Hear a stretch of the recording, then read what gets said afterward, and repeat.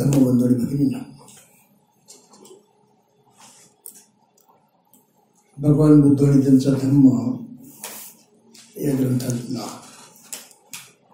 आपण 5वा भाग पाहतो, संघ. आणि या एकंदरीत प्रवचन मालिकेमधलं हे 134वं प्रवचन आहे. मागे आपण संघाची माहिती घेतली आणि या संघाच्या माहितीबरोबरच बाबासाहेबांनी इथे काही तुलनात्मक गोष्टी मागितलेल्या आहेत. एकंदर 3 प्रकरणं त्याच्यामध्ये आहेत. भारत देशातली एकंदरीत जी काही सार्वजनिक मानसिकता आहे, ह्या मानसिकतेशी संबंधित हे प्रश्न आहेत. आणि बुद्ध धर्माबद्दल त्या माध्यमातून जे काही गैरसमज निर्माण झालेले आहेत त्याचं निवारण करण्याचा इथे प्रयत्न आहे. तपस्वी, संन्यासी, साधू, बैरागी जवळजवळ सर्व धर्मामध्ये आहेत. त्यांचं आणि बुद्ध धर्मामधल्या भिक्खूंचं काय वेगळेपण आहे, काय विशेषता आहे? काही सारे सारखेच आहेत? हा अतिशय महत्त्वाचा प्रश्न आहे. आपापल्या धर्म परंपरेमध्ये किमान भारतामध्ये तरी ब्राह्मणी धर्माने असा दावा केलेला आहे की उच्च दर्जाचं जे काही आध्यात्मिक जीवन आहे ते आमच्या या धर्मामध्ये प्राचीन काळापासून चालत आलेलं आहे. आमच्याकडे ऋषी होते, आमच्याकडे मुनी होते. त्यामुळं बुद्ध धर्म किंवा इतर श्रमण धर्म जे काही सांगतात त्यांच्यापेक्षा आम्ही जुने आहोत, प्राचीन आहोत, पहिले आहोत, अशा प्रकारचा एक समज भारतीय लोकांच्या मध्ये आहे. वेद काळामध्ये ऋषी होते म्हणे, उपनिषद काळात ऋषी होते, पुढे पुराण आणि महाकाव्यांचा काळ आला तेव्हाही म्हणे ऋषी होते. आजही आमच्या समाजामध्ये ऋषी आहे. आणि हे धर्माचे ज्ञाते लोक आहेत, पंडित लोक आहेत. म्हणून अशा सर्वांची आम्ही धर्म संसद सुद्धा निर्माण केलेली आहे. म्हणजे धार्मिक दृष्ट्या, आध्यात्मिक दृष्ट्या, उच्च नैतिकतेच्या आदर्शच्या दृष्टीनं आम्ही इतके परिपूर्ण आहोत, आजच नाही तर प्राचीन काळापासून. हा एक प्रभाव भारतीय समाजावरती प्रत्यक्ष अप्रत्यक्षपणे पडलेला आहे.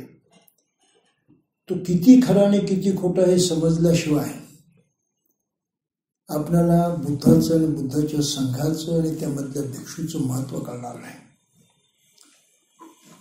वास्तविक देशाचा इतिहास असा आहे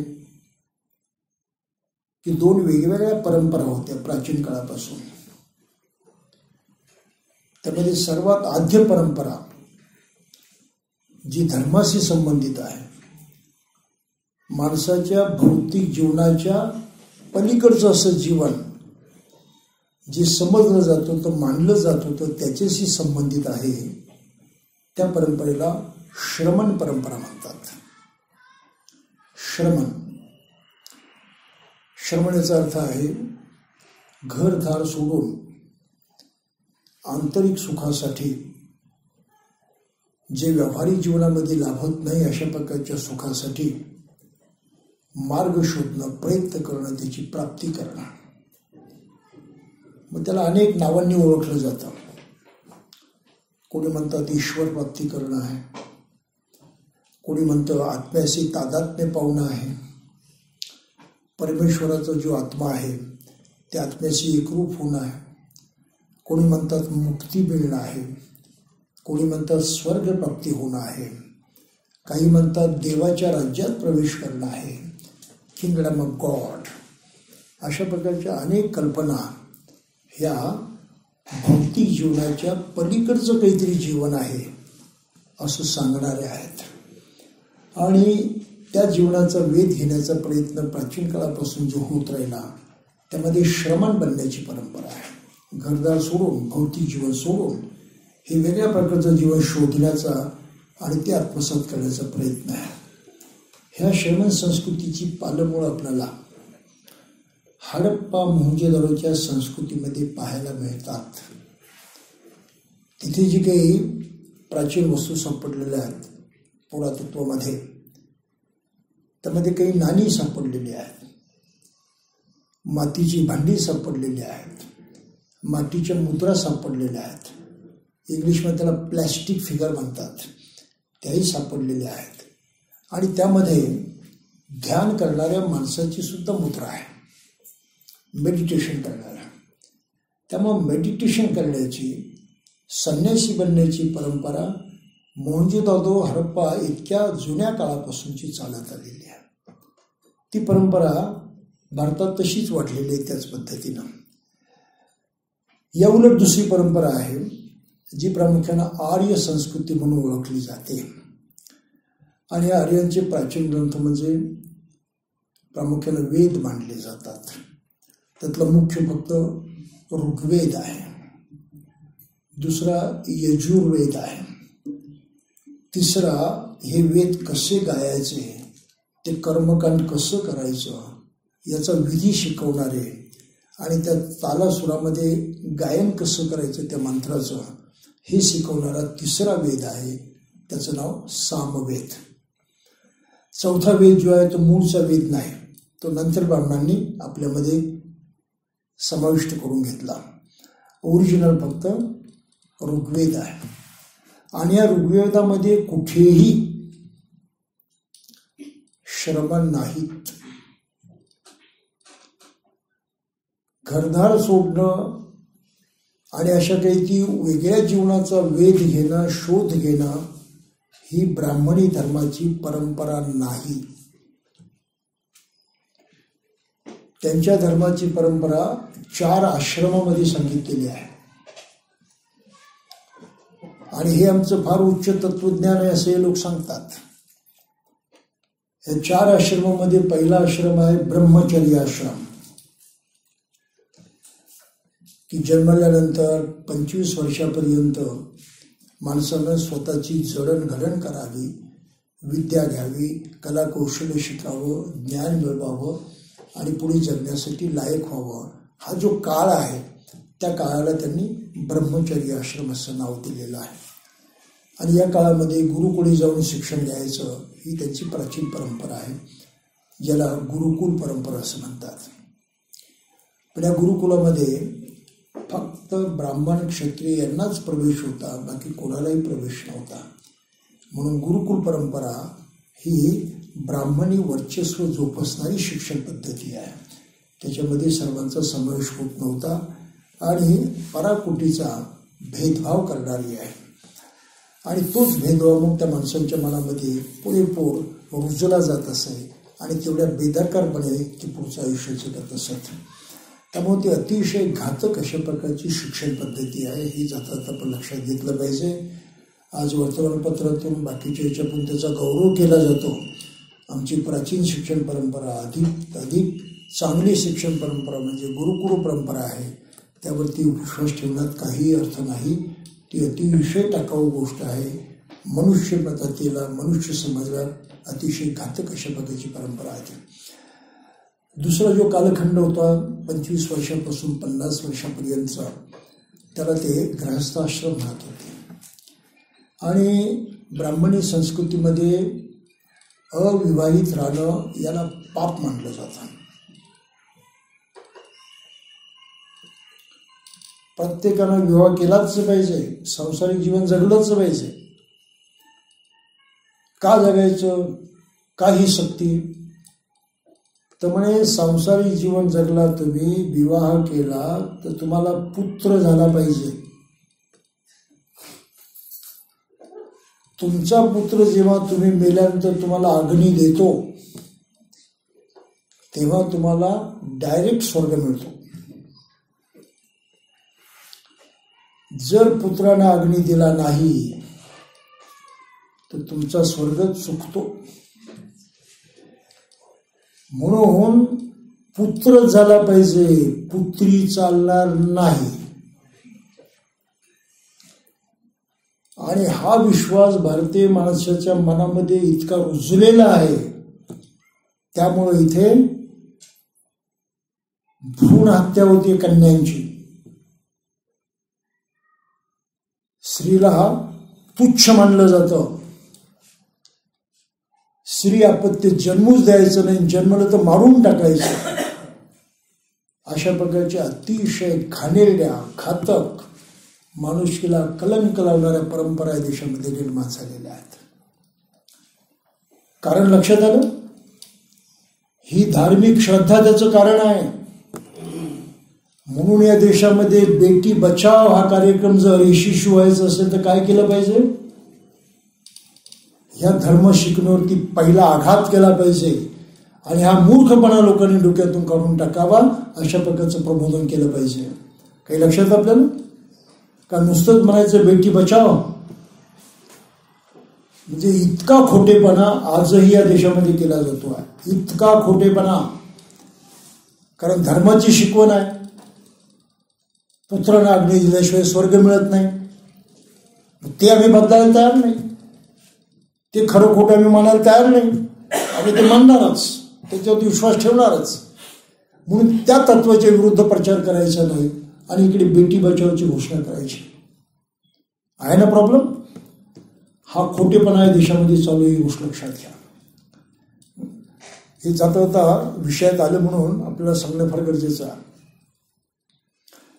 तिसरा जो आश्रम मानलेला आहे तो आहे वानप्रस्थ आश्रम. याचा अर्थ असा आहे, जो आपल्याला ब्राह्मणी ग्रंथामध्ये पाहायला मिळतो, की 50 ओलांडल्यानंतर माणसानं आपलं घरदार, आपला सगळा कारोबार मुलांच्याकडे सोपवून द्यायचा आणि घर सोडून जंगलात जाऊन राहायचं. पती पत्नी दोघांनी जायचं, मुलांशी संबंध ठेवायचा नाही, त्यांच्यामध्ये राहायचं नाही आणि जंगलामध्ये जसं जगता येईल तसं त्यांनी जगायचं. कुठलाही आधार त्यांना नसतो. त्याला म्हणतात वानप्रस्थ. वान म्हणजे जंगल, प्रस्थ म्हणजे जाणं, ते जंगलात जाऊन राहायचं. म्हणजे मुलाबाळांनी आईवडिलांची कुठली जबाबदारी घ्यायची नाही. काही लक्षात आलं? उलट त्यांनी सारं आयुष्याचं कमवलेलं मुलाबाळांना द्यायचं आणि स्वतःही भिकारी होऊन जंगलामध्ये जाऊन राहायचं बेसहारा. जसं जगता येईल तसं जगायचं. हे आदर्श आहे, हे चांगलं आहे, विचार करायचा. आणि मग तिथे जगणं मुश्किल झालं की आता काही फार दिवस जगू शकत नाही आपण, मग आपण संन्यास घ्यायचा. त्याला म्हटलंय संन्यासाश्रम. आणि संन्यासाचा जो विधी केला जातो ब्राह्मणी संस्कारामध्ये, विधी संस्कार कर्मकांड जे केलं जातं, म्हणून ती संन्यासाची दीक्षा दिली जाते. त्या दीक्षेमध्ये एक क्रियाकर्म आहे, विधी आहे, त्या माणसाचा अंत्यसंस्कार करण्याचा. आणि त्याला सांगितलं होतं की तू आता जगाला मेला आणि जग तुला मेलं, तुझा आणि जगाचा काही संबंध नाही, तू कुठेही जा आणि मर. त्याचा अर्थ एवढा होता. संन्यासी कशाला म्हणायचं? मरण्यासाठी. म्हणून महाभारतातलं जे एक पर्व आहे शांती पर्व, शेवटचा भाग, त्याच्यामध्ये याचं वर्णन आलेलं आहे की पांडव संन्यासाश्रमात जातात. त्यांच्यातला सर्वात मोठा म्हणजे पांडवांचा एक नातेवाईकच विदुर होता. विदुर हा तसा जो धृतराष्ट्र होता, ना धृतराष्ट्र नाही, धर्मराज, त्याचा बाप म्हणजे खरा बाप. तो सूर्यापासून जन्मास आला ही थाप आहे. सारे पांडव जन्मास आले निराळ्या पुरुषांच्या पासून. सूर्यापासून कर्ण जन्मास आला. वास्तविक परिस्थिती अशी आहे की कुंती ज्या गुरुकडे राहिली होती त्या गुरुपासून लग्नाच्या अगोदर तो झाला. आणि नंतर कुंतीला जी मुलं झाली ती इतर पुरुषांच्या पासून झालेली आहे, तिच्या नवऱ्यापासून झालेली नाही. हे जाता लक्षात ठेवायचं. मग हे जेव्हा वानप्रस्थ आश्रमात गेले तेव्हा भीष्म त्यांना एकदा आपल्या हे धृतराष्ट्र त्यांना एकदा भेटायला गेला आणि विदुरानं संन्यास घेतलेला होता. याला वाटलं ते वानप्रस्थ आश्रमात आहेत म्हणून तिथे भेटायला गेला. विदुराने त्याला जवळच पाहिलं. तो झाडाच्या जवळ कुठेतरी उभा होता. तो पळून गेला तिथं, परंतु तो याच्या पुढे आला नाही. का तर संन्यास घेतलाय. मी जगाला मिळो, जग मला मिळा. आणि मग शेवटी त्या पर्वामध्ये असं लिहिलं आहे की सर्व हे पांडव अंतिम यात्रेला निघाले. अंतिम यात्रा म्हणजे मरण्याची यात्रा. आणि त्या प्रवासामध्ये एक एक मरून पडला. एक एक मरून पडला. म्हणजे मला थोडक्यात सांगायचं ते हे की ब्राह्मण ज्याला संन्यास म्हणतात तो संन्यास कुठल्या प्रकारचा आहे? उच्च काहीतरी जीवन आहे भौतिक जीवनापेक्षा, सांसारिक जीवनापेक्षा, त्याचा शोध घ्यायचा ही भानगड नाही. तिथे संन्यास घ्यायचा मरण्यासाठी, कोणाशी संबंध ठेवायचा नाही, मरून जायचं कुठेतरी. काही लक्षात आलं आपल्याला? त्यामुळं ब्राह्मणी धर्मामधला संन्यास आणि प्राचीन काळापासून श्रमण संस्कृतीमध्ये घेतला जाणारा संन्यास याच्यामध्ये जमीन अस्मानाचं अंतर आहे. हे अभ्यास केल्याशिवाय कोणाला कळत नाही. वरवरचे शब्द सारखे वाटतात आणि मनुष्य गृहीत धरून चालतो. अरे आपल्या धर्मात श्रमण आहेत, भिक्षू आहेत, संन्यासी आहेत, व इतर धर्मात आहेत की ते, बस संपलं त्याचं ज्ञान. पण सत्य परिस्थिती तशी नाही. तर दोघांच्या मध्ये जमीन अस्मानाचा फरक आहे. तर हा श्रमण संस्कृती आणि ब्राह्मणी संस्कृती अशा दोन सांस्कृतिक परंपरा प्राचीन आहेत. आणि श्रमण संस्कृतीमधून बुद्ध, महावीर हे उदय पावले. ब्राह्मणी संस्कृतीमधून एकही महापुरुष जन्मास आला नाही. एकही, औषधाला सुद्धा नाही. मग ब्राह्मणांनी आपल्या लेखणीच्या बळावरती, आपल्या ज्ञानाच्या बळावरती साऱ्यांना अज्ञानात ठेवलं होतं. त्यांच्या अज्ञानाचा गैरफायदा घेऊन आपल्या जमेत नसणाऱ्या ब्राह्मण लोकांना हिरो बनवलं. ऋषी म्हणून त्याचा गौरव केला आणि सर्व समाजापुढे हे खोटं चित्र निर्माण करून आपली स्वतःची प्रतिष्ठा वाढवली. हा मुख्य इतिहास आहे देशाचा. आणि हा अस्सल इतिहास कोणत्याही शाळा कॉलेजमध्ये शिकवला जात नाही. म्हणून साऱ्या समाजावरती त्या शिक्षणाच्या काळामध्ये प्रभाव असतो ब्राह्मणी विचारांचा आणि त्यांच्या संस्कृतीचा, जो खोटा प्रभाव आहे. हे खोटेपण कळण्यासाठी बौद्ध संस्कृतीची जोपासना झाली पाहिजे. विहाराविहारामध्ये प्रशिक्षण मिळालं पाहिजे. माणसाला सत्य जाणण्याची दृष्टी त्याला मिळाली पाहिजे. हे धम्माचं काम आहे, बौद्ध समाजाचं काम आहे. आणि त्या चिकाटीनं करणं ही त्यांची जबाबदारी आहे. ही किती मोठी गोष्ट आहे ती पहा. आणि अशा पद्धतीचं काम हाती घेण्याची आजच्या बौद्ध समाजाची कुवत सुद्धा नाही, त्यांच्याजवळ दृष्टीच नाही. एवढं मागासलेपणा. काही असो, हा फरक लक्षात घ्यायचा. आणि मग बाबासाहेब इथे तुलना करतात कोणाची? भिक्षू आणि तपस्वी. आपण त्या मुद्द्यापर्यंत आता आलो की भिक्षू आणि तपस्वी एकसारखेच आहेत का? हा मुख्य प्रश्न. मग आमचे ऋषी आणि तुमचा भिक्षू एकसारखे आहेत का? मुळीच नाहीत. पण तसं भासवलं जातं. तुम्ही भिक्खू म्हणता, श्रमण म्हणता, आम्ही ऋषी म्हणतो, एकसारखंच आहे. या गैरसमजामध्ये माणसं फसतात. परंतु ऋग्वेदामध्ये यजुर्वेदामध्ये जेवढ्या जेवढ्या ऋषींची नावं आली सारे ऋषी संसार करणारे होते.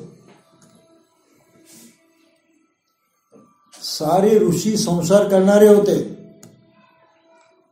त्या काळामध्ये संपत्ती एक तर सुवर्ण मानली जायची आणि तशीच मूल्यवान रत्न वगैरे जे काही असतील सोनं चांदी, आणि दुसरी संपत्ती म्हणजे गायी मानली जायची. गायी ही संपत्ती होती, कारण गायीचा वापर नाना प्रकारे होतो. आणि म्हणून महाभारत रामायण बाकीच्या याच्यामध्ये पुन्हा काही आरण्यक आहेत, उपनिषद आहेत, त्या ग्रंथाच्यामध्ये जी वर्णनं आहेत ऋषींची ती वर्णनं अशी आहेत की अमुक अमुक ऋषी राहत होता, त्याच्याकडे मग लोक शिकायला जायचे, कुणी ब्राह्मण क्षत्रियांनी शिकायला जायचं. आणि ब्राह्मणाला द्यायचं काय दान? गायी दान द्यायच्या. मग अशा हजारो गायी घेऊन तो ऋषी त्या वनामध्ये राहायचा, मुलाबाळासकट, बायकोसकट, आणि त्या साऱ्या गायींची देखभाल करायची, त्यांना चारायचं, त्यांचं रक्षण करायचं, त्यांचं दूध काढायचं, त्याचे जे पदार्थ करायचे ते सारं करायचं.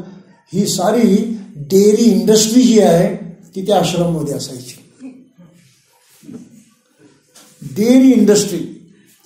आणि त्या इंडस्ट्रीमध्ये काम करणारे सारे फुकटचे विद्यार्थी असायचे. ते काम केलं तरच मला शिक्षण, तो ब्राह्मण शिकवायचा तर नाही. आणि मग त्याचं शिक्षण झालं, तो गेल्यावरती त्यांना दक्षिणा द्यायची. फुकटचं शिक्षण नव्हतं, मोबदला वसूल करत होते ब्राह्मण. मग त्यांनी काय दक्षिणा द्यायची? तुमची जी लायकी असेल त्याप्रमाणे, पण गायी दान देणं हे तर ठरलेलंच.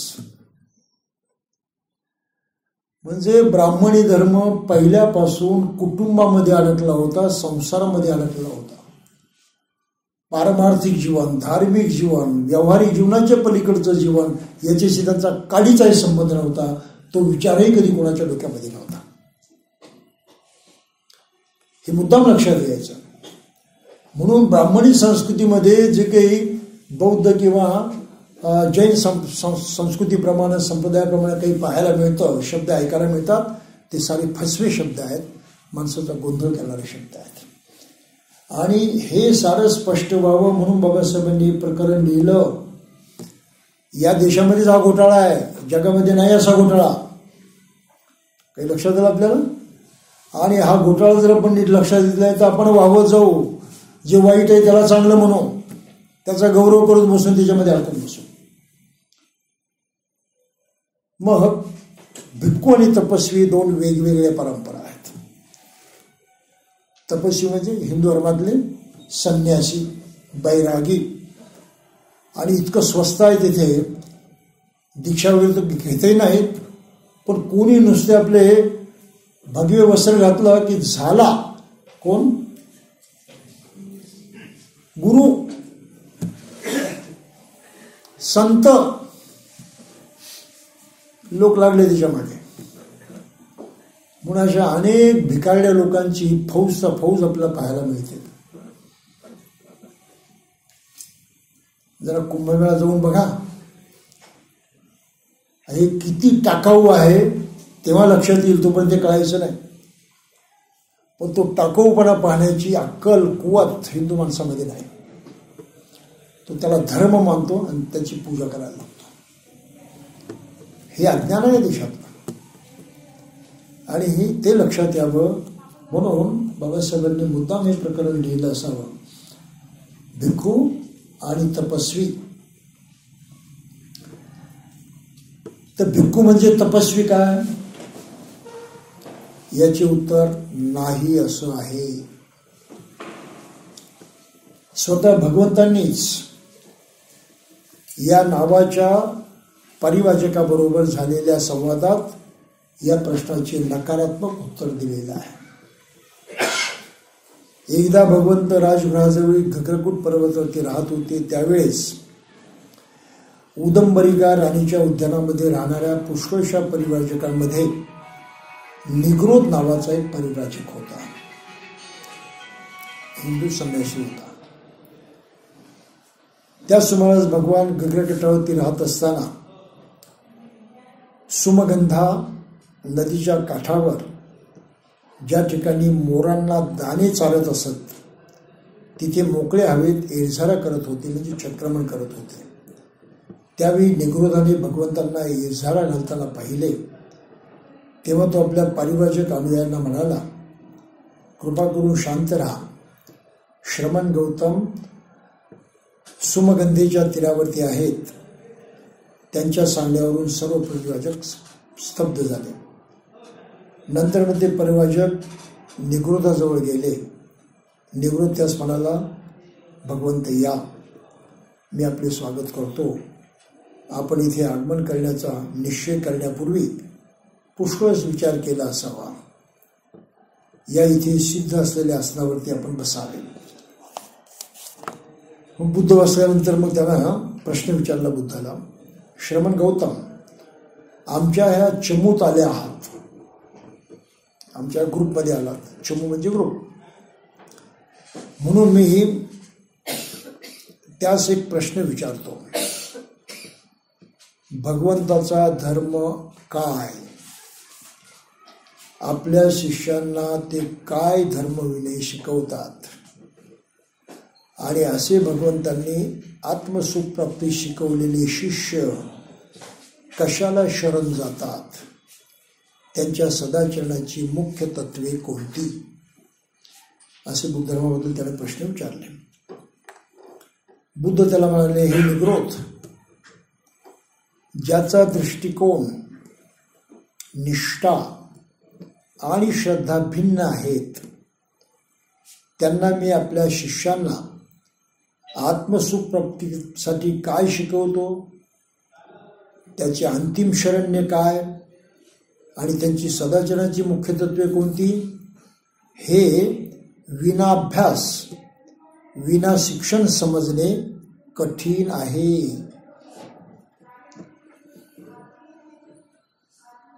कोणाला कठीण आहे?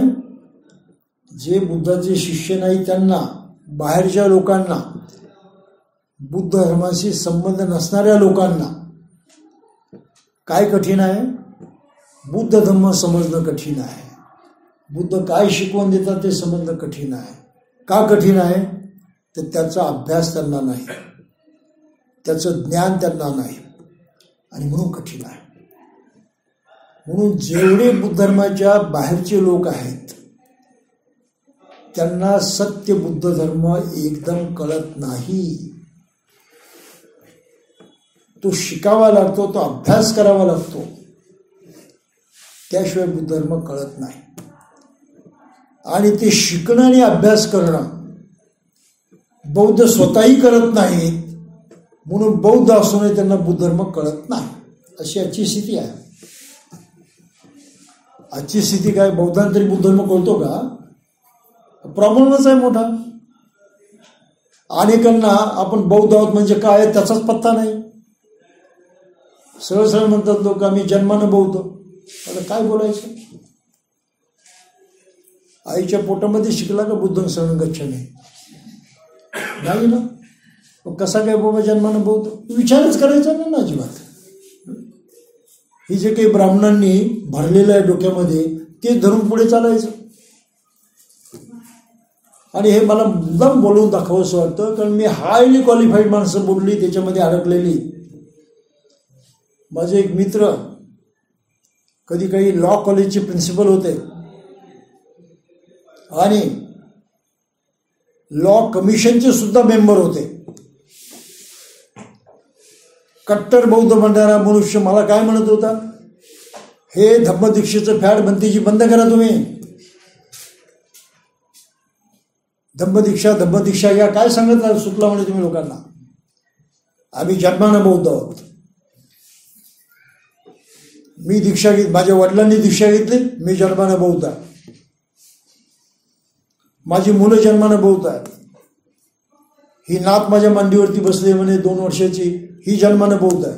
आणि तुम्ही काय मला बौद्ध बनायला सांगता म्हणून?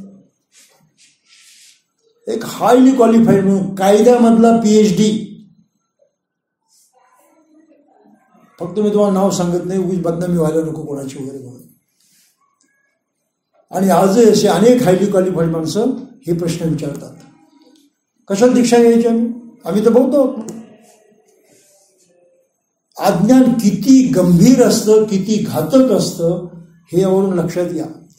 आणि बुद्ध इथे स्वतः म्हणतात की बुद्ध धर्म अभ्यासाशिवाय नाही कळत.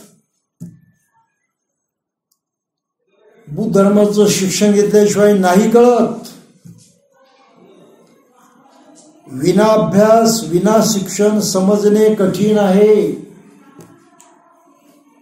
बाबासाहेबांनी एवढं ठासून इथे लिहिलं आहे बुद्धाचं वचन. किती बौद्धांनी एक लक्षात घेतलं सांगा मला.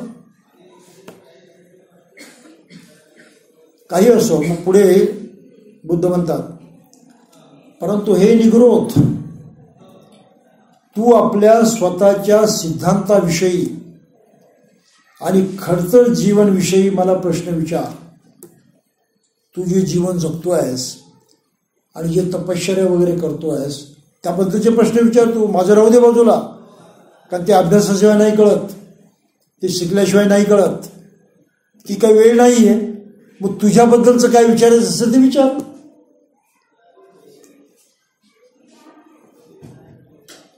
आत्मपिढीपासून काय साधते आणि काय साधत नाही याविषयी मला प्रश्न कर. का तू आत्मपीडा करून घेतोय, स्वतःला त्रास करून घेतो. तप करणं म्हणजे काय? स्वतःला जास्तीत जास्त दुःख करून घेणं, ते दुःख सहन करणं, याला तपश्चर्या म्हटलेलं आहे. त्यावर निग्रोध भगवंतांना म्हणाला, भगवंत आम्ही आत्मक्लेशाचे तप करतो. स्वतःच्या शरीराला दुःख देण्याची तपश्चर्या करतो आम्ही. तप म्हणजे तपश्चर्या. आमच्या मते आत्मक्लेश अत्यावश्यक आहेत, म्हणून आम्ही त्याचा स्वीकार करतो. त्यापासून काय साधते आणि काय साधत नाही ते आता तुम्ही सांगा म्हणे. म्हणजे याला पत्ताच नाही. आम्ही करतो एवढं त्यानं सांगितलं, पण काय लाभतं काय नाही याचा त्याला पत्ता नाही. तो विचारतोय भगवंतांना की तुम्ही सांगा म्हणा. निग्रोध, कल्पना कर की एक परिव्राजक वस्त्ररहित फिरतो आहे. नागडे फिरतात, आहेत ना आजही नागडे फिरणारे.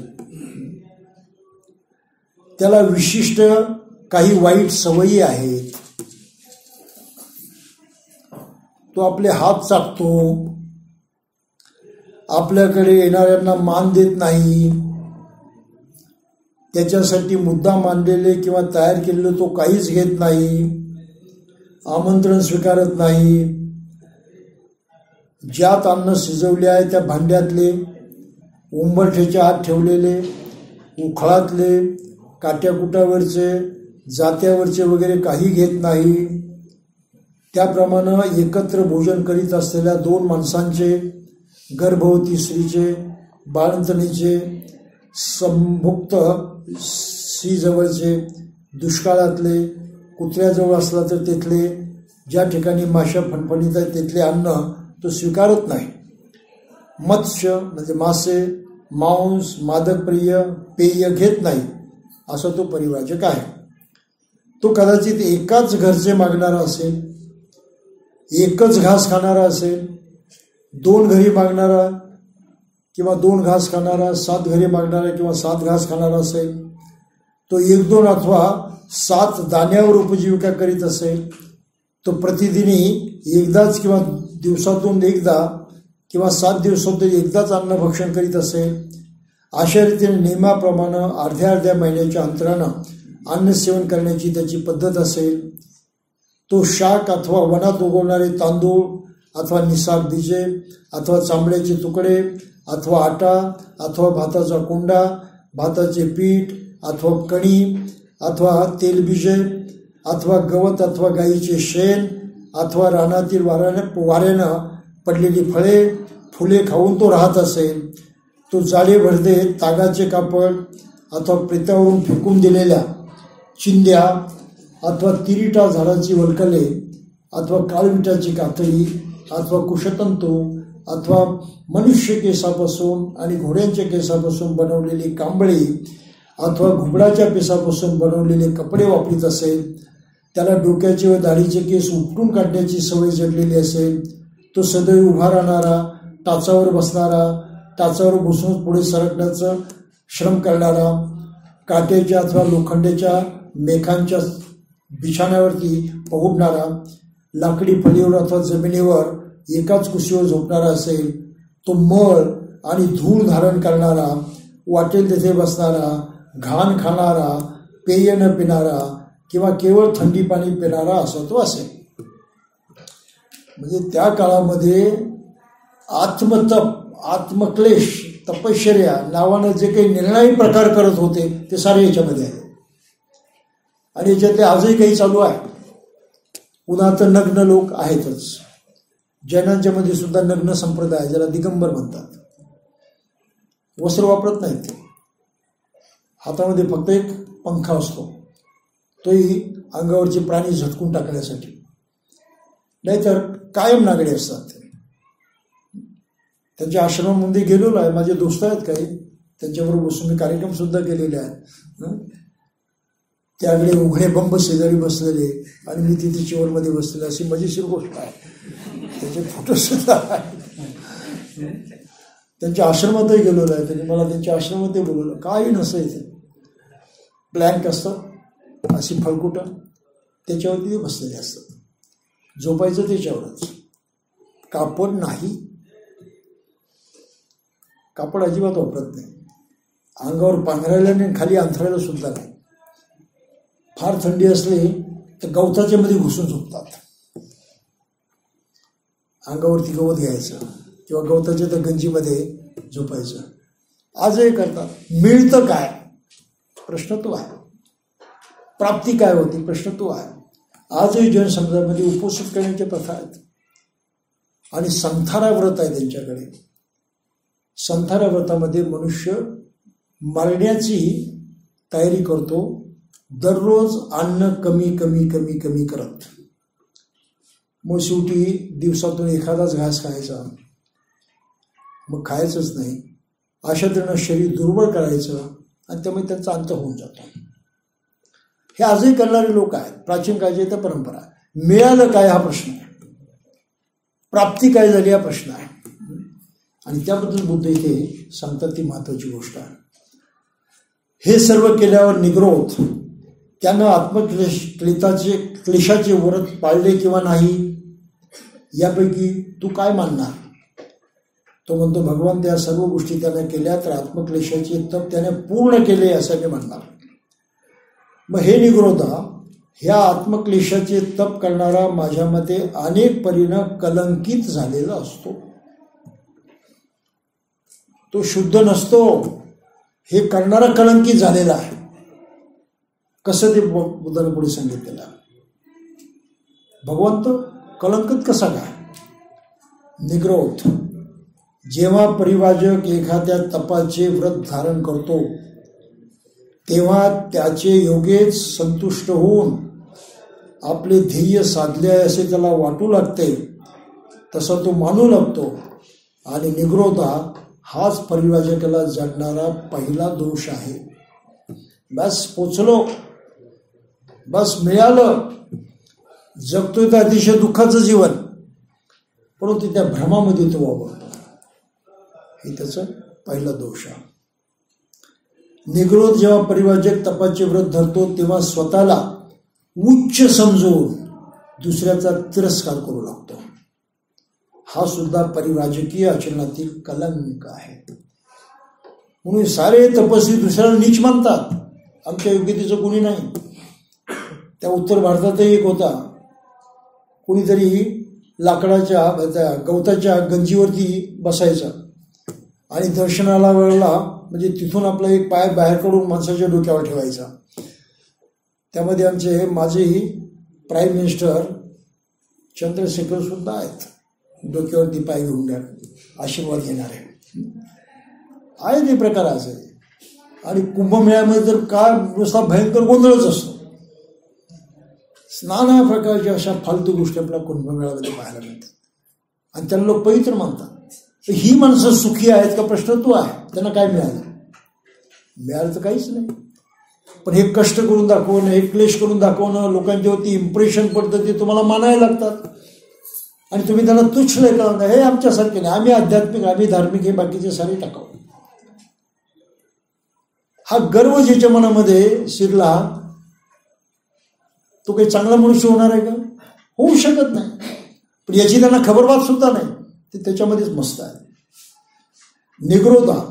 आणि जेव्हा परिव्राजक तपाचे व्रत घेतो तेव्हा त्या व्रतानं, त्या तपाच्या कल्पनेनं उन्मत्त होऊन आणि मोहित होऊन निष्काळजी बनतो. त्याला एक प्रकारची मस्ती येते, एक प्रकारची नशा त्याच्यामध्ये येते. आध्यात्मिक जीवन नाही ते. चौथं म्हटलं, त्या योगानं त्याला देणग्या, कीर्ती मिळते, लोकांचे लक्ष त्याच्याकडे लागते, तो आत्मसंतुष्ट होऊन आपले ध्येय मिळाले असे मानू लागतो. हाही त्याचा कलंक आहे. लोक आणून देतात, लोक मोठं मानतात, लोक पूजा करतात, बस त्याच्यामध्ये तो खुश राहतो. अशा देणग्या आणि कीर्ती आणि लोकांची नजर आपल्याकडे ओढून घेतल्यानं तो परिव्राजक स्वतःला मोठा समजून दुसऱ्याचा द्वेष करू लागतो. त्याचा अहंकार वाढला, मीपणा वाढला आणि आपलं लक्ष वेधून घेतल्यावरती तो उन्मत्त बनून निष्काळजी होतो. हा 6वा दोष आहे. त्याला जे अन्न योग्य वाटते त्या संबंधी त्याचा लोभ वाढतो, त्यानं तो मोहित होतो आणि त्याच अन्नाची हाव धरतो, म्हणजे हावही त्याची वाढते. राजा मला मान देईल, माझा सन्मान करील, मग त्याचे कर्मचारी, क्षत्रिय, ब्राह्मण, गृहस्थ आणि मोठमोठे आचार्यही मला मान देतील, हाही भाव त्याच्या मनात जागतो. तोही त्याचा कलंक आहे. आणि ह्या साऱ्यातून लोक त्याला पवित्र मानतात, दुसऱ्यांना तिरस्करणे मानण्याची वृत्ती त्याच्यामध्ये वाढते. हा सुद्धा त्याचा एक दोष आहे. तो मत्सराधीन होतो आणि लोकांसंबंधी कुरबुर करू लागतो. हा सुद्धा त्याचा द्वेष आहे. आपल्याकडे आहे एक युक्तू बाबा होते, युक्तू बाबा शिव्या द्यायचे तिथे गेल्यावरती, आणि शिवी त्यांची खाल्ली की माणसाला हाय आशीर्वाद मिळाला. मी 2 वेळा बघितलं युक्तू बाबा तिथे जाऊन, आणि त्यांना तोंडावरती म्हटलं होते काय सोंग लावलाय म्हटलं, तोडून टाकलं नीट. मग बाप्पा रे तोडा ना तुम्ही, अशी भाषा. मला काय म्हणे, बाप्पा रे तोडा ना तुम्ही, बेळा तोडा म्हणून. प्रश्न असा आहे की यांना लोक अध्यात्म म्हणतात आणि विठ्ठूबाबाचं इतकं स्तोम आहे की तिथे बुद्धविहार बांधलेलं आहे आणि त्या बुद्ध धर्माचं गंधही नसणाऱ्या माणसाला तुम्ही बुद्ध धर्माचे प्रेरणास्थान मानलं आहे. ते प्रकार सारे चालूच आहे. बुध काढणं आहे, तिथे घुमणं आहे, ते सारं करणं आहे आणि विहार हे शोभेसाठी आहे. आणि आश्चर्याची गोष्ट की हायली क्वालिफाईड लोक ते करतात. डॉक्टर, इंजिनियर त्याचे ट्रस्ट आहेत. मला नावं माहीत आहे, मी तुम्हाला सांगत नाही. एवढा काय म्हणू की भयंकर घोटाळा बौद्ध लोक करून बसलेले आहेत. तो मत्सराधीन होतो आणि लोकांसंबंधी कुरबुर करू लागतो. मी 2 वेळा गेलो होतो तेव्हा मी बघितलं होतं.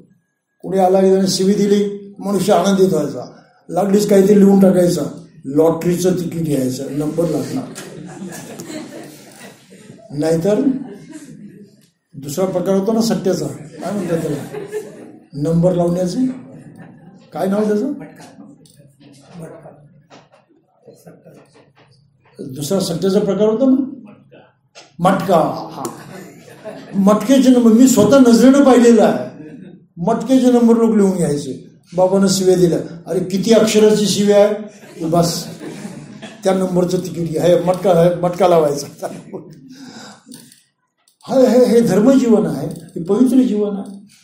लोभ आहे, मूर्खपणा आहे, अतिशय खालच्या पातळीचं ते जीवन आहे आणि त्याच्यामध्ये लोक वाहत जातात. बुद्धीपरस्त तो असत्य भाषण करतो. आता काय बोलतो त्यालाच माहिती नाही, खरं बोलतोय खोटं बोलतो काही पत्ताच लागत नाही. क्रोधाधीन होण्याचा आणि शत्रुत्व धरण्याचा संबंध असतो त्याच्यामध्ये. तो तपस्वी ढोंगी आणि फसवा, त्याचबरोबर मत्सरी आणि कृपण बनण्याचा संभव असतो. तो कपटी, कावेबाज, निर्धन, पोकळ डवली होतो. दुसऱ्यांसंबंधी दुष्ट वासना मनात बाळगून तो त्यांचा आहारी जातो. भ्रामक प्रतिबळाशी बाळगून तो दैवी तर्कातील सिद्धांतानुसार श्रद्धा ठेवू लागतो. आपल्या अनुयायांना चुकीचा अर्थ चिकटवू लागतो. लोभी म्हणून त्याबाबत त्याग भावना विसरू लागतो. हाही त्या तपस्याचा कलंक आहे. निग्रोधा, ह्या सर्व गोष्टी तप आणि आत्मक्लेश यांच्या मार्गातील कलंक आहेत असे तुला वाटत नाही काय? कलंकित जीवन आहे ते, पवित्र जीवन नाही, शुद्ध जीवन नाही, चांगुलपणाचं जीवन नाही. आणि बुद्धाने त्याच्या नेमकं उलट भिक्षूंना सांगितलं. भिक्षू गृहत्याग करतात. का त्याग करतात?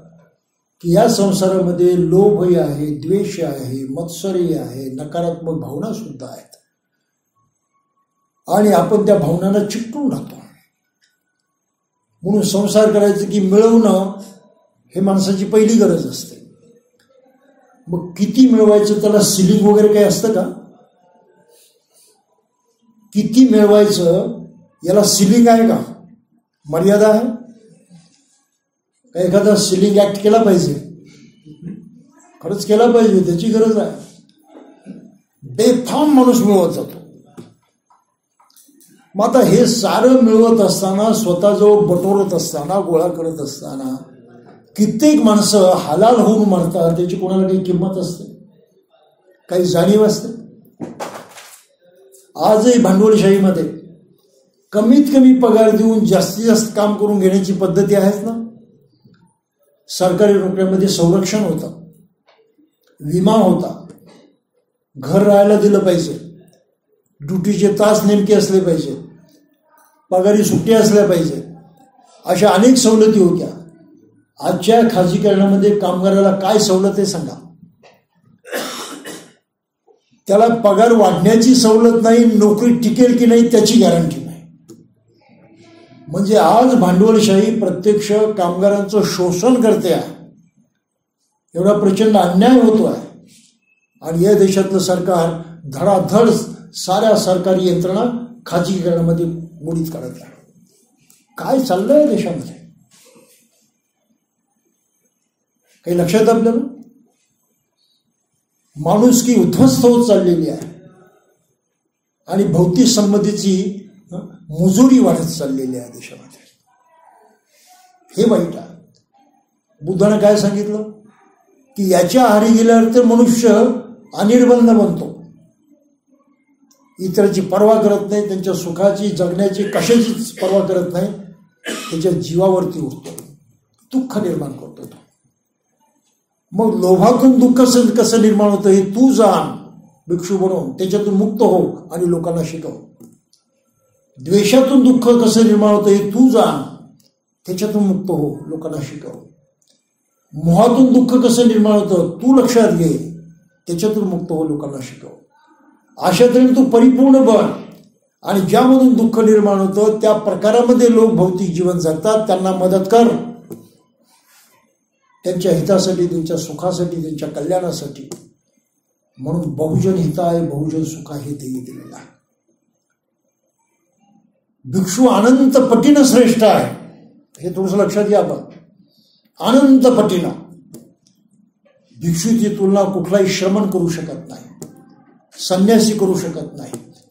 असे नागडे उघडे राहणारे लोक आणि काही करणारे लोक त्यांची तुलनाच करू शकत नाही. ते पूर्णपणे टाकाऊ आहेत. काही लक्षात आपल्याला? भिक्षूने अत्यंत सभ्य जीवन जगलं पाहिजे, स्वच्छ जीवन जगलं पाहिजे, थरो जंटलमन झालं पाहिजे. ही बुद्धाची भूमिका आहे. म्हणून विनयपिटक आहे आणि विनयपिटकामध्ये हे नियम दिलेले आहेत. तरीही काही भिक्षू जरा गडबड करतात.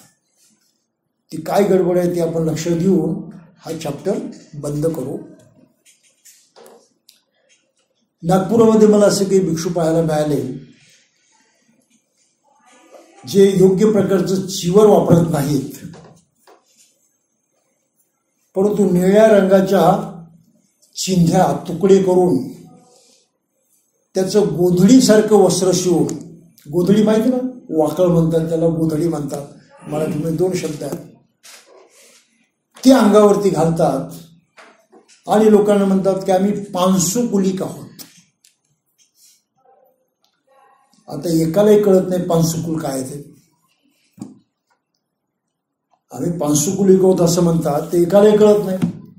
लोक त्याच्यावरती विश्वास ठेवतात आणि म्हणतात अरे बाकीच्या भिक्षूपेक्षा हा जरा ग्रेट दिसतोय, बाकीच्या भिक्षूपेक्षा हा महान आहे, आणि मग तिची पूजा अर्चा करायला, त्याला महत्त्व द्यायला लोक प्रयत्न करतात. माणसानं स्वतःच्या कर्तृत्वानं महान बनावं त्याबद्दल ते मात्र शंका नाही, परंतु खोटीपणानं कोणाला फसवणं हे बुद्ध धर्मामध्ये बसत नाही. आणि हा प्रकार आपल्याला प्रामुख्यानं इथे महाराष्ट्रामध्ये पाहायला मिळतो.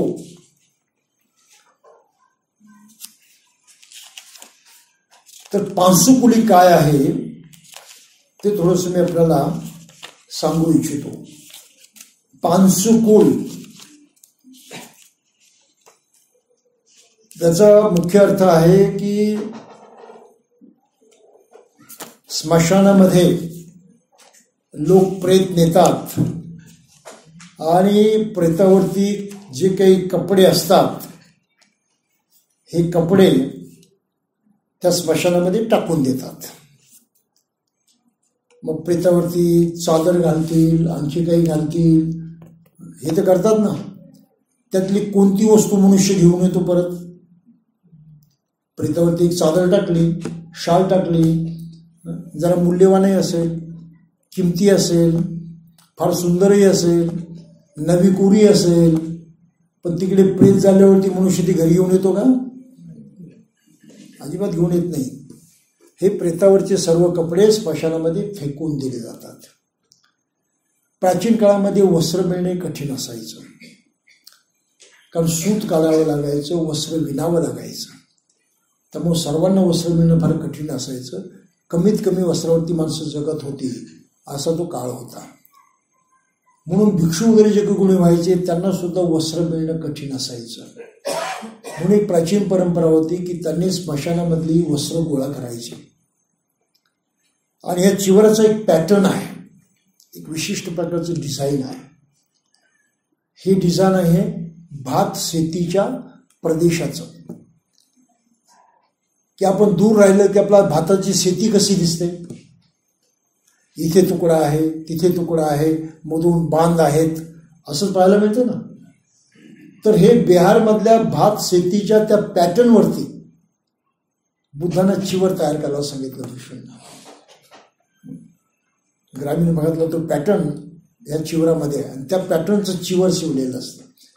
आणि मग भिक्षूंना त्यांनी सांगितलं की असे कपडे तुम्ही आणलेत की ते नीट कापायचे, या पॅटर्न प्रमाणे ते शिवायचे आणि त्यांना इथं निळ्या रंगामध्ये किंवा काळ्या रंगामध्ये किंवा मातीच्या चिखलाच्या रंगामध्ये रंगवायचं, म्हणजे त्याचा एक रंग दिसेल आणि ते वापरायचे. याला म्हणतात पानसुकुलिक. विकत घ्यायचं नाही, कोणापासून घ्यायचं नाही, याला पानसुकुलिक म्हणतात. आणि ती प्राचीन परंपरा होती, बुद्धाच्या अगोदरपासूनची परंपरा होती. ती परंपरा बुद्धाच्या काळामध्ये चालू होती, परंतु बुद्धाने ती कबूल केली नाही, ती मान्य केली नाही. काय झालं पुढे की भिक्षुणीच्या दीक्षा वगैरे सुरू झाल्यावरती काही भिक्षुणी चिवर असं पानसुकुलिक करायच्या.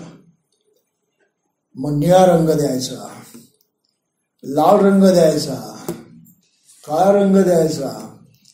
आणि त्या काळामध्ये रंगीत वस्त्र ही फॅशन होती. रंगीत वस्त्र फक्त श्रीमंतांना मिळायचं, रंगीत वस्त्र फॅशन होती. या तरुण भिक्षूंनी त्या चिवराची सुद्धा अशी फॅशन करायच्या आणि मिरवायच्या. म्हणून भिक्षूंच्या त्या विनयामध्ये नियम केलेला आहे की असं चिवर त्यांनी वापरायचं नाही. मग काळा रंग बंद झाला, निळा रंग बंद झाला, फक्त मातीचा रंग शिल्लक राहिला. मग मातीचा रंग प्रत्यक्ष चिखलातूनही देता येतो तुम्हाला किंवा मग झाडाच्या सालीमधून देता येतो. तर पुढे मग सालीमधून ते रंगवायची पद्धत सुरू झाली आणि ते पासुकुली वापरायला लागले. पण पुढे बुद्धानं चिवर दान देण्याला महत्त्व दिलं. आयुष्यभर बुद्धानं दान दिलेली चिवर वापरलेले आहेत. त्यांना शेवटचं चिवर दान दिलं ते सुद्धा एका वज्जीपुत्रकाला दान दिलेलं होतं. सुवर्ण रंगाचं चिवर होतं, सोनेरी रंगाचं, अतिशय तेजस्वी प्रकाशमान वगैरे. ते बुद्धांना अंगावरती घातल्यानंतर असं त्या महापरिनिर्वाण सुद्धा सांगितलेलं आहे की त्या वस्त्रापेक्षा बुद्धाच्या शरीराची कांती अधिक तेजस्वी होती, अधिक सुवर्णमय होती.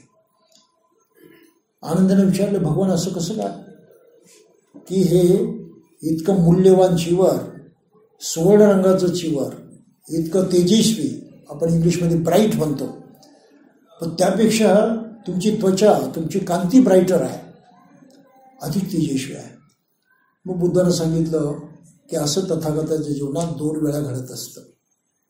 एक, संबोधीची प्राप्ती झाल्यानंतर तथागतांची क्रांती अशी तेजस्वी होते, आणि एक, परिनिर्वाणाच्या वेळेस तथागताची क्रांती तेजस्वी होते.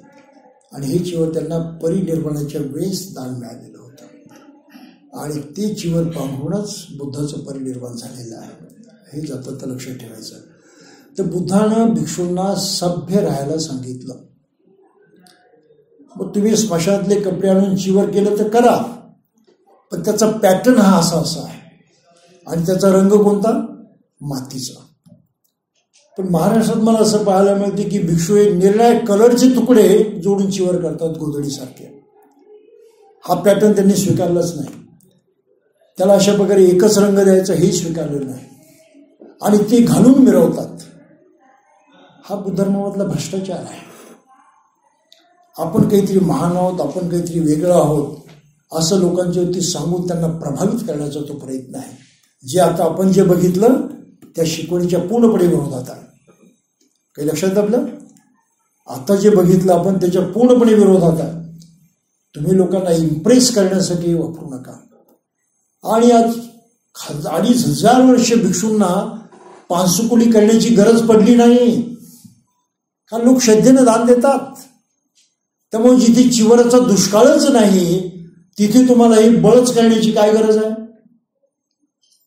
मग काहीतरी खासपणा दाखवण्यासाठी तुम्ही करता ना. आपण काहीतरी खास आहो हे लोकांच्यावरती बिंबवण्यासाठी तुम्ही करता ना. कोणती नियत आहे ती? साफ नियत नाही. या सूत्रामध्ये म्हटल्याप्रमाणे मानपान मिळवण्याची, मोठेपण मिळवण्याची. आणि हे सांगताना लोकांना म्हणतात की आम्ही धुतांगाचं पालन करतो. ज्याला धुतांग म्हटलं. धुतांग 13 मानलेले आहेत, आणि या 13 धुतांगांचं पालन करावं असं बुद्धानं त्रिपिटकामध्ये कुठेही म्हटलेलं नाही. मी सारं त्रिपिटक वाचलेलं आहे म्हणून मी खात्रीनं बोलू शकतो. त्रिपिटकामध्ये 13 धुतांगाचा उल्लेख, उपदेश कुठे आला नाही. बुद्धानं ते तुम्ही पाळावेत भिक्षूंना असं कुठेच सांगितलं नाही. बुद्धाच्या नंतर बुद्ध घोषाचार्यांनी जो विशुद्धीमग्ग नावाचा ग्रंथ लिहिला त्या ग्रंथामध्ये फक्त यांनी उल्लेख केलेला आहे की 13 धुतांग असतात, पण भिक्षूंनी ती पाळावीत असं त्यांनी सुद्धा म्हटलेलं नाही. म्हणजे या देशातली ती जुनी परंपरा होती. सुरुवातीला काही भिक्षू ती पाळत होते, त्यांना त्याची सवय झाली होती. बुद्धाने त्यांना करायचा तो उपदेश केला, त्याचा पण दूर करण्याचा प्रयत्न केला. सवयीप्रमाणे ते कदाचित तसे चिवर वापरतही असतील, त्यांना वापरू दिला.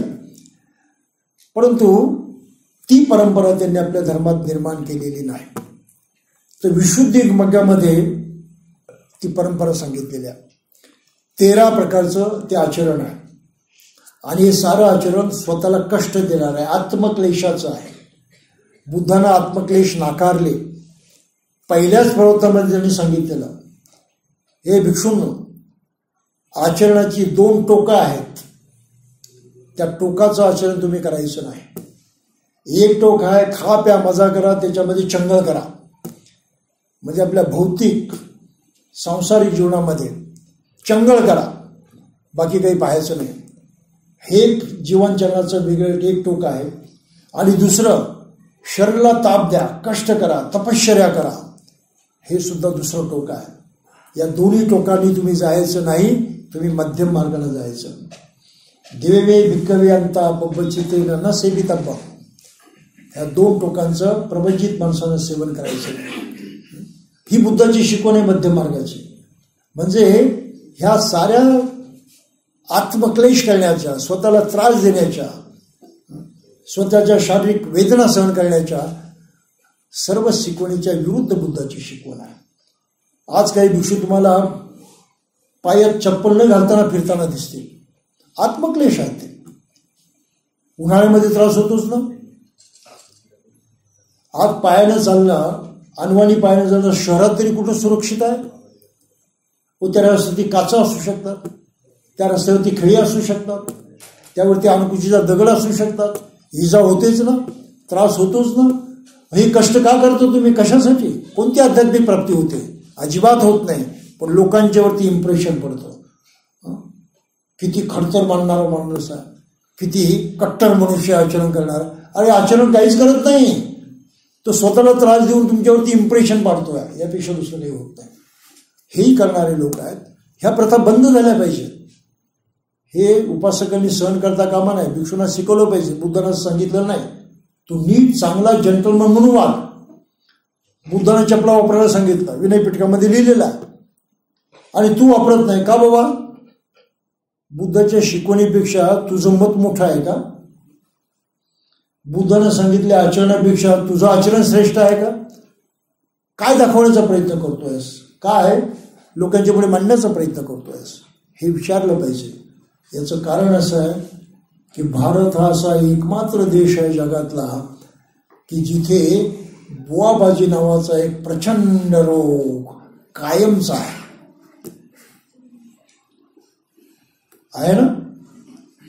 जगामध्ये बुवाबाजी अशी नाही दिसायची तुम्हाला, पण भारतामध्ये यत्र तत्र सर्वत्र सगळीकडे आहे. आणि बुद्ध धर्मामध्ये ती बुवाबाजी यायला नको म्हणून बाबासाहेबांनी मुद्दाम हे प्रकरण लिहिलेलं आहे. आणि कदाचित त्यांच्या डोक्यामध्ये ही 13 धुतांग असावीत की बुद्ध धर्मातही गडबड आहे थोडीशी, आणि त्या गडबडीचा फायदा घेऊन लोक हे सोंगढोंग करू शकतात. कोणती 13 धुतांग आहे? पहिलं, वेअरिंग रॅग रोप्स, म्हणजे पानसुकुली, ज्याचं मी वर्णन करून सांगितलं. तीच वस्त्र वापरल्या दिवशी वापरणार नाही. अरे नाट्य धरण्याचं काही कारण नाही बाबा, सहजपणे कोणी तुला दान देत आहे? लक्षात आलं ना? मग एवढा आटापिटा कशाला करतो? त्यासाठी नसीब की अजून कोणी भिक्षू नागडा राहिलेला नाही. आणि काही सांगता येत नाही, उद्या तेही करतील ते. पजेसिंग ओनली 3 रोप्स, 3 चिवर वापरावं. तो सगळीकडचे भिक्षू नियम पाळतात. पण आता चिवर इतकी उपलब्ध आहेत की 3च वापरली पाहिजे याची काही गरज राहिलेली नाही. आणि बुद्धाने ते क्षुद्र नियम मांडलेले आहेत. ते क्षुद्र नियम सोडायला सुद्धा सांगितलेलं आहे की मी गेल्यानंतर जे काही छोटे मोठे लहान नियम केलेले आहेत, क्षुद्र म्हणजे लहान नियम, हे नियम तुम्ही सोडून दिले तर चालतं असं बुद्धाने स्वतः सांगितलेलं आहे. त्यामुळे चिवराचा हिशोब करण्याचे दिवस राहिलेले नाहीत. पण याचा अर्थ नाही 3 वापरायला सांगितलं, तुमच्याजवळ 6 आहेत म्हणून एकावरती 1 चढून ते वापरा म्हणून असंही काही सांगितलं नाही. शेवटी तुम्हाला 3च वापरावी लागतात. 4थं चिवर तुम्हाला ठेवताच येत नाही. ठेवायचं म्हटलं तरी ओझं होऊन जातं, त्याची गरजच पडत नाही. ही याची लाईफस्टाईल आहे प्रत्यक्ष भिक्षूची. त्यामुळे 3 चिवराच्या पलीकडे तो जात नाही. इटिंग ओनली आर्म्स फूड, भिक्षाटन करून जे मिळेल तेच खाईल, हाही नियम जगामध्ये पाळला जातो भिक्षू संघामध्ये. आणि विशेषतः जंगलात राहणारे भिक्षू तो नियम पाळतात. कारण त्यांनी साधना सोडायचीच नाही, ध्यानाच्यामध्ये व्यत्यय येऊ द्यायचाच नाही. म्हणून कोणाचं निमंत्रण स्वीकारायचं नाही, टाइमपास करायचा नाही, कोणाच्या घरी जायचं नाही. जवळपास जे गाव असेल तिथे जायचं, भिक्षाटन करायचं, तेच खायचं. म्हणून भिक्षाटनाचं अन्न खाण्याची प्रथा आजही श्रीलंकेमध्ये आहे, थायलंडमध्ये आहे. त्याच्यामध्ये मी राहिलेलो आहे, मला तो अनुभव आहे प्रत्यक्ष काय होतं ते. Collecting alms food house to house, घरोघर जाऊन भिक्षा घ्यायची, मागायची नाही. मागण्याला बंदी आहे. तुम्ही दारापुढे हळूहळू चालत जा, लोक तुम्हाला आणून देतील ते घ्या. कोणाच्या दारात थांबायचं नाही, दे म्हणायचं नाही, आणि दिलं तर आशीर्वाद द्यायचा नाही, तेही बोलायचं नाही, मुकाट्यानं ग्रहण करायचं आणि चालायचं. ही प्रथा. मग घरोघर जायचं. काही ठिकाणी मग मोजक्याच घरी जायचं, काही ठिकाणं ओळीनं जायचं, काही घरं तेवढ्यात जे मिळेल तेवढंच खायचं. अशा प्रकारची काही प्रथा आजही आहे. Eating only from the bowl, भिक्षा पात्रामध्ये जेवायचं, दुसऱ्या पात्रात जेवायचं नाही. Not accepting late come food, उशिरा कोणी अन्न दिलं दुपारच्या जेवणानंतर ते घ्यायचं नाही, ते खायचंही नाही. हा नियम भिक्षू संघात पाळला जातो. लिव्हिंग इन द फॉरेस्ट, जंगलामध्येच राहायचं. हा काय आता सगळीकडे पाळला जात नाही, कारण बुद्धानं स्वतःच वेळुवन हे बिंबिसाराचं वन दानामध्ये स्वीकारलं. ते स्वतः तिथे राहायला लागले. श्रावस्तीला तसंच ते अनाथपिंडकाच्या आरामामध्ये राहायला लागले. त्यामुळं कायम भिक्षूनं वनामध्ये राहायचं ही प्रथा बुद्धाच्या काळापासूनच कमी झालेली आहे. ज्यांना साधनाच करायची त्यांनी जरूर राहावं, परंतु साधनेशिवाय मग त्यांनी दुसरं काही करू नये. तर ती प्रथा आज जगामध्ये सगळीकडे आहे. Living at the foot of tree, झाडाच्या खालीच राहायचं. प्रथा संपलेली आहे ती. आता कुणाला झाडाखाली राहण्याची गरज नाही आणि ती दिवसही राहिलेली नाही. लिव्हिंग इन द ओपन किंवा उघड्यावरती राहायचं. रात्रंदिवस उघड्यावरती राहणं हे शक्य नव्हतं. ती जुन्या ह्या अशा साधू संन्यासी लोकांचीच प्रथा होती, श्रमणांची. आत्मकनिष्ठ, उन्हाळा असला तरी उघड्यावरतीच राहायचं, पावसाळा असला तरी उघड्यावरतीच राहायचं, हिवाळा असला तरी उघड्यावरतीच राहायचं. हे कोणाचं? तपस्वी लोकांचं काम आहे, आत्मक्लेश आहे. बुद्धाने ते नाकारलेलं आहे. लिव्हिंग इन द सिमेटरी म्हणजे स्मशानातच राहायचं, बुद्धाने तेही नाकारलेलं आहे.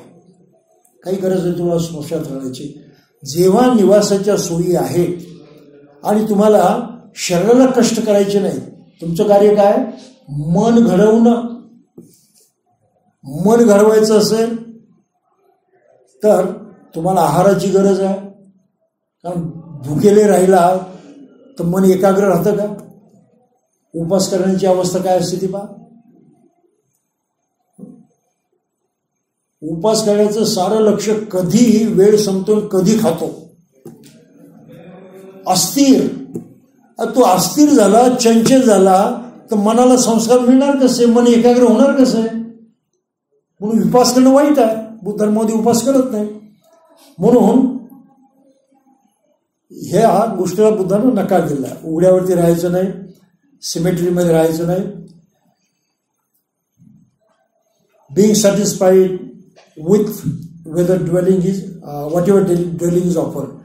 तुम्हाला जे काही राहायला दिलं आहे त्याच्यामध्ये समाधान राहायचं, हे चालू आहे. मात्र की भिक्षूला जिथे कुठे राहण्याची सोय करतील उपासक तिथे त्यानं राहायचं, त्याबद्दल काही तक्रार करायची नाही. आणि abstaining from lying down to sleep. आणि मग आणखी एक तपाचा प्रकार आहे की पाठ लावून झोपायचं नाही, जमिनीला पाठ टिकून झोपायचं नाही, बसूनच राहायचं. का झोपायचं बसूनच, असे प्रकार काही लोक करतात. त्याची काही गरज नाही, ते आत्मक्लेशच आहे, शरीराला कष्ट देणंच आहे. पुढे एकदा सवय झाली की माणसं बसूनही झोपतात. आणि मुंबईमध्ये तर आम्ही कायमच पाहतो, त्या लोकल ट्रेनमध्ये 1-2 तासाचा प्रवास असला, माणसं आपली जागा पकडतात आणि खुशाल ताणून देतात. ते आपलं स्टेशन येईल तेव्हा बरोबर उठतात. कायमचं आहे ते. त्यामुळं मनुष्य जमिनीला पाठ लावली तर झोप येते, त्याला अशातला काही भाग नाही. तो बसूनही झोपतो. और कधी कधी तर असं आहे, तर मुंबईच्या लोकलमध्ये बघितलं आहे, वरती आपले पकडतात, उभे राहिलेले असतात गर्दीमध्ये आणि असे डुकल्या घेतात. तेही बघितलेलं आहे. कष्ट पडले की माणसाला झोप येते. मात्र तुम्ही जाणून बुजून अट्टहासानं मी जमिनीला पाठ लावून झोपणार, बसूनच झोपेल, फार मोठा पराक्रम झाला का? फार मोठा आध्यात्मिक प्राप्ती झाली का? काहीच नाही. तुम्ही परत त्या आत्मक्लेशाच्या मार्गाला गेला, ज्याचा बुद्धाने निषेध केलेला आहे.